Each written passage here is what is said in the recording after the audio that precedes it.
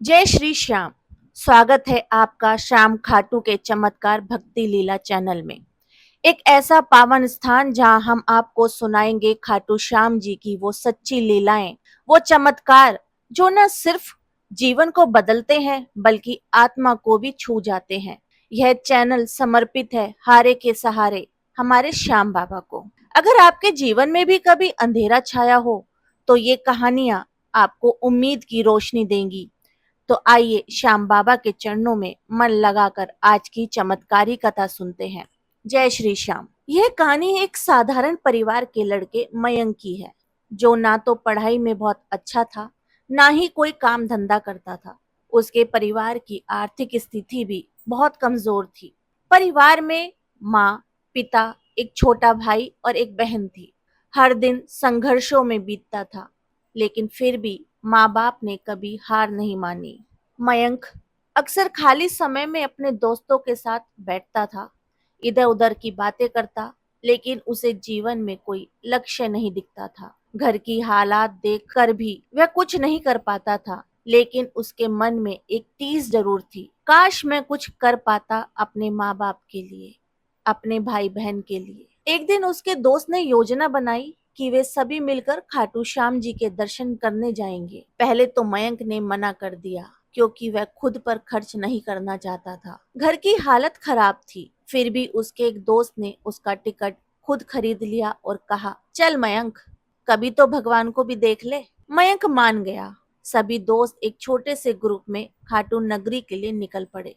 जैसे ही मयंक ने खाटू श्याम जी की नगरी में कदम रखा, वह अद्भुत सा महसूस हुआ। वह वातावरण, वह भजन, वह भक्ति से भरी हवा मानो उसके मन को छू गई। रात को शयन आरती के समय जब हजारों भक्त श्याम तेरी भक्ति का रंग चढ़ा है गा रहे थे, मयंक की आंखों से आंसू बह निकले। उसने जीवन में पहली बार इतनी श्रद्धा से किसी से कुछ मांगा। हे श्याम बाबा, मेरे माँ बाप बहुत परेशान हैं। मेरे भाई बहन को एक अच्छा जीवन दो, उनके दुखों को हर लो। मैं कुछ नहीं मांगता अपने लिए, बस उनका जीवन संवर जाए। उसने आंखें बंद की और पूरी श्रद्धा से बाबा को नमन किया। जब मयंक खाटू से लौटा तो उसके मन में एक नई ऊर्जा थी। उसे लगने लगा कि अब उसे खुद कुछ करना है। उसने छोटे छोटे काम ढूंढने शुरू किए, कभी पान की दुकान पर, कभी चाय की रेहड़ी पर। मेहनत से जो भी पैसे मिलते वह घर लाकर माँ के हाथ में रख देता। धीरे धीरे उसकी लगन और मेहनत रंग लाने लगी।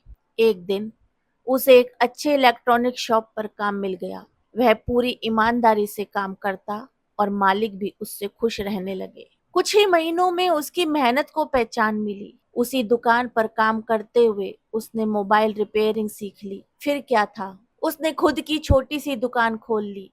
पहले दिन वह सीधा श्याम बालाजी की तस्वीर लेकर दुकान में रख आया और बोला, हे बाबा, ये आपकी ही कृपा है, आप ही मेरे मालिक हैं, मैं तो बस माध्यम हूँ। अब उसकी दुकान चल निकली। माँ के इलाज के लिए पैसे थे, भाई का एडमिशन अच्छे स्कूल में हो गया और बहन की पढ़ाई भी सुचारू रूप से चलने लगी। घर में फिर से मुस्कुराहट लौट आई। अब मोहल्ले में सभी लोग मयंक की मिसाल देते। एक समय था जब लोग उसे कामचोर कहते थे, आज वही लोग कहते हैं, बाबा श्याम का सच्चा भक्त है ये लड़का।